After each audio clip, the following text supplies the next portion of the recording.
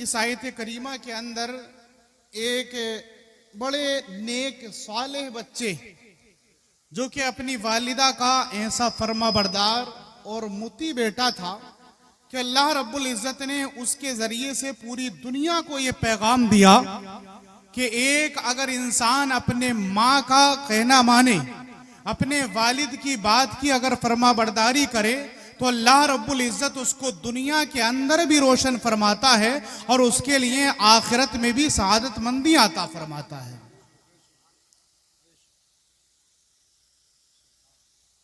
क्या नेक बच्चा है, ऐसा साले और नेक बच्चा है कि कौम बनी इसराइल की बात है, हजरत मूसा अलैहिस्सलातु वस्सलाम की उम्मत है। उनकी उम्मत के अंदर एक कत्ल हो जाता है। कत्ल होने के बाद में मारा रिश्तेदार ने डाल दिया दूसरे महल्ले के अंदर। लेकिन आज दुनिया की रिसर्च चल रही है, नई नई टेक्नोलॉजी है और अल्लाह रब्बुल इज़्ज़त का ये खुसूसी इनाम है इंसानियत के ऊपर। और इंसान की अजमत और शराफत की बात है कि 100 में से 1-2 कत्ल ही ऐसा होगा कि जो शायद छुप जाता हो, वरना अल्लाह रब्बुल इज़्ज़त इंसानियत की शराफत को जाहिर करने के लिए उसके कातिलीन को जाहिर फरमा ही दिया करता है। आज अगर कत्ल हो जाता है तो कभी हथियारों के जरिए से, कभी किसी तरीके से, कभी फिंगरप्रिंट के जरिए से, मुख्तलिफ आलात ऐसे पैदा हो चुके हैं कि जिनके जरिए से आज तहकीक और रिसर्च हो जाती है कि हाँ इसका कातिल कौन है। लेकिन जमाना तो आज उस पर तहकीक कर रहा है।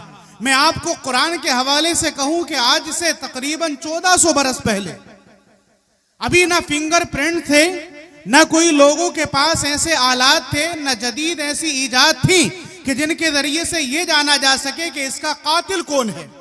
ना कोई हथियार पर छपने वाली उंगलियों के निशान पहचानने वाला नहीं था। तो आज लोगों ने ये सारी इजाद करी तो लोग ये समझते हैं कि शायद हमने बहुत बड़ा कारनामा अंजाम दिया।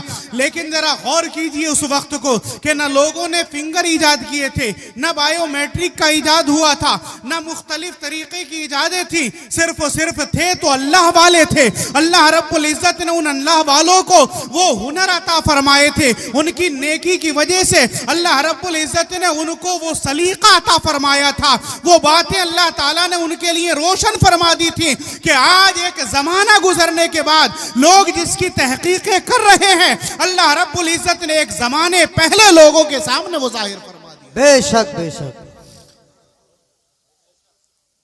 रिश्तेदार ने ही कत्ल किया, कत्ल करने के बाद दूसरे महल्ले में दूसरे के दरवाजे पर ले जाकर के डाल दिया ताकि उसका नाम लग जाए। आज भी ऐसा होता है तो जब सर्च की जाती है तो सीबीआई फलाने ढिमकाने के जरिए से पता चल जाता है कि नहीं फला नहीं, फला इसका कातिल। लेकिन अंदाजा लगाइए उस दौर को जरा समझिए जिस दौर के अंदर ये सारी की सारी जदीद टेक्नोलॉजी और इजादात नहीं थी, लेकिन अल्लाह रब्बुल इज़्ज़त ने फिर भी उसको जाहिर फरमाया। कातिल की तलाश की गई। हजरत मूसा अलैहिस्सलातु वस्सलाम के पास पहुंचते हैं लोग। हजरत मूसा अलैहिस्सलातु वस्सलाम ने उनको हुक्म दिया कि एक गाय होगी और उस गाय को खरीदने के बाद, उसको ज़िबा करने के बाद उसके टुकड़े को, उसके गोश्त के टुकड़े को इस कातिल के ऊपर मार देना।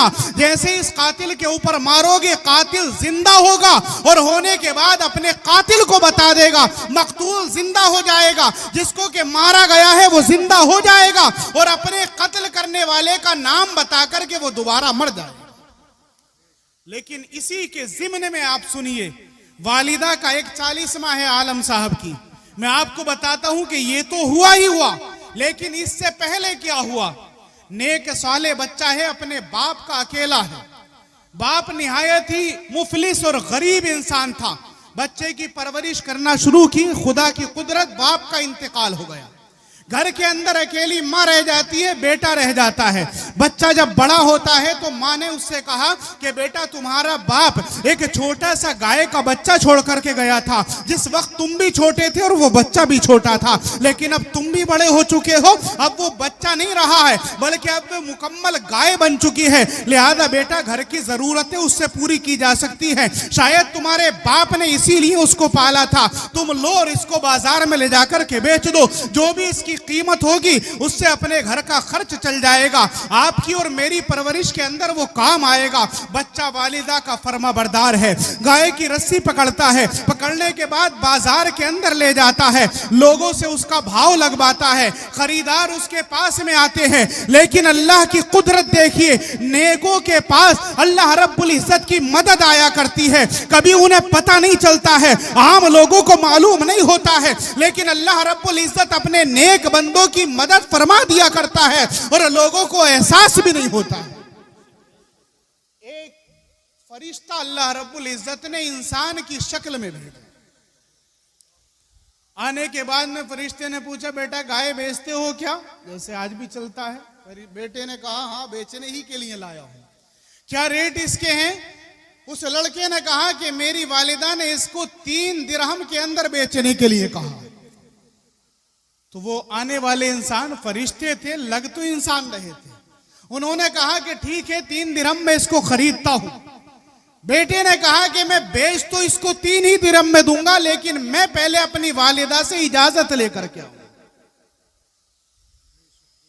3 दिरहम में मैं आपको बेचूंगा, लेकिन शर्त यह है कि अपनी वालिदा से पूछ करके लाऊंगा। बेटा अपनी माँ के पास गया। माँ ने कहा कि बेटा अब तुम जाकर के जब जाओगे और जाने के बाद में अगर तुम्हारे पास वो दोबारा इंसान आए तो उनसे कहना कि मेरी वालिदा ने इजाजत इसको बेचने की दी है, लेकिन पूछूंगा अपनी वालिदा से। चुनांचे वो दोबारा बच्चा जाता है और उस खरीदने वाले ने कहा कि तुम अपनी माँ से मत पूछो, मैं 3 के बजाय 6 दिरहम देता हूं। लड़के ने कहा कि चलो ठीक है 6 ही में बेचूंगा, लेकिन शर्त यह है कि वालिदा से पूछूंगा। फिर दोबारा माँ के पास आया। माँ इस तरीके से खरीदार आए हैं, वो 3 के बजाय अब 6 दिरहम लगा चुके हैं। माँ ने इरशाद फरमाया कि उनसे जाकर के कहो कि हाँ बेचूंगा, लेकिन शर्त यह है कि पूछ करके अपनी माँ से दोबारा आऊंगा। जब 3 मरतबा आए तो आने के बाद में उस खरीदार ने बजाय 6 के 12 दिरहम लगा दिया।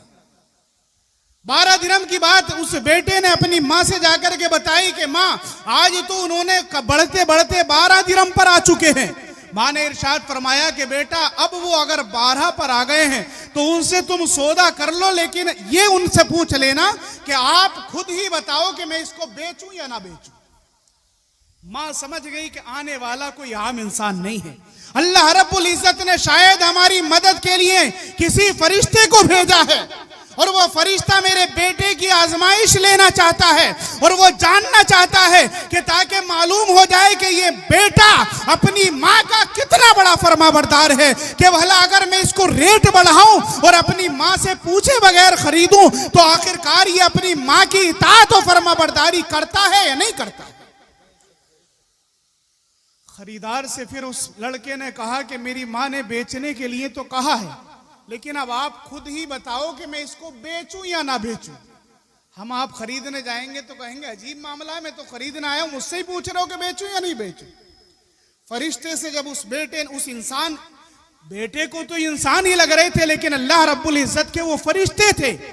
उन्होंने अर्ज की कि आप खुद ही बता दीजिए कि मैं इसको बेचूं या ना बेचूं। तो जो खरीदने आए थे अब वो खरीद नहीं रहे, बल्कि फरमाते हैं कि बेटा इसको मत बेचो।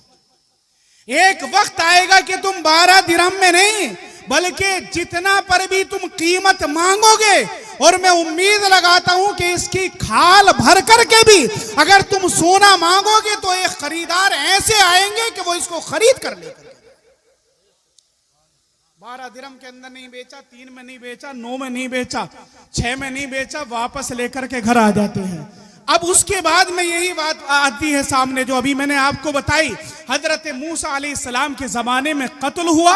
आपने इरशाद फरमाया कि एक गाय है, फला जगह पर बिक रही है, उसका मालिक फला बेटा है, उसका कलर इस तरीके से है, दरमियाना उम्र की है, एक ही कलर की है, ना वो खेती की हुई है ना थकी हुई है, बल्कि एक नौजवान गाय है। लिहाजा तुम उस गाय को खरीदो और ज़िबा करने के बाद उसके एक गोश्त के टुकड़े को इस मकतूल यानी कि जो मर चुका है इसके ऊपर मारो, तो ये मकतूल ये मरा हुआ इंसान खुद जिंदा होगा और होने के बाद अपने कातिल को बताएगा और बताने के बाद दोबारा मर जाएगा। जाहिर सी बात है कि वो कितने बड़े जरूरतमंद होंगे कि उनके मकतूल के कातिल का पता चल रहा है कि किसने मारा है हमारे अजीज को, किसने मारा है हमारे बाप को, किसने मारा है हमारे भाई को। जब अगर ऐसी जरूरत उनके सामने पेश आई, वो जरूरत को समझते समझते उस बच्चे के पास पहुंचे, जाकर के देखे तो वो तमाम तर सिफात कुरान मुकद्दस को खोल करके देखो आप, पहले पारे के अंदर मुकम्मल एक सफ़ा इसी के अंदर भरा हुआ है। हुफ़ाज़ किराम जानते हैं, चुनांचे अल्लाह रब्बुल इज़्ज़त ने वो सारी सिफतें उसी कुरान मुकद्दस के अंदर उस गाय के ताल्लुक से बयान फरमाई है। आखिरकार उन्होंने सारी सिफतें, वो सारी की सारी खूबियां उस गाय के अंदर पाई जो हजरत मूसा अलैहिस्सलाम ने उनसे इरशाद फरमाया था।